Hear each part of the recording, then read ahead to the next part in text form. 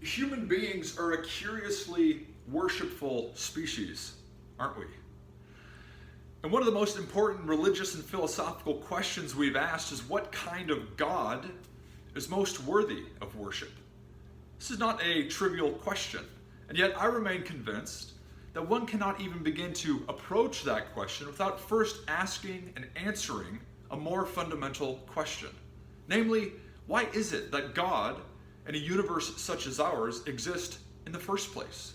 What reasons or explains God's existence? This is a question about the nature of divine necessity, and it's been answered in different ways. I'm going to quickly give you 5, only one of which illuminates the question as to God's worthiness of worship. 1.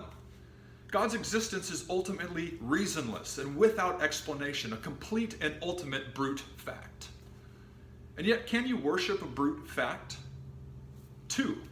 God's existence is due to God's own unrelenting power, such that power is what properly deserves your worship. Is this true? 3. God's existence is due to the fact that God is logically necessary, such that denying God's existence lands you in a logical contradiction. Is it logic that deserves your worship? 4. We do not know, and we cannot know why it is that God exists. We must submit to utter mystery. And yet, does mystery claim your worship? These 4 responses are inadequate when thinking about a God worthy of worship. They also fail to illuminate what worship is. And yet there's another answer that not only has deep roots in traditional affirmations of God, but also has creative developments in modern thinking, modern theology, in particular process relational thought. And it has to do with axiology, or in a word, value. Okay, consider this. Could God exist precisely because it's supremely valuable that God should?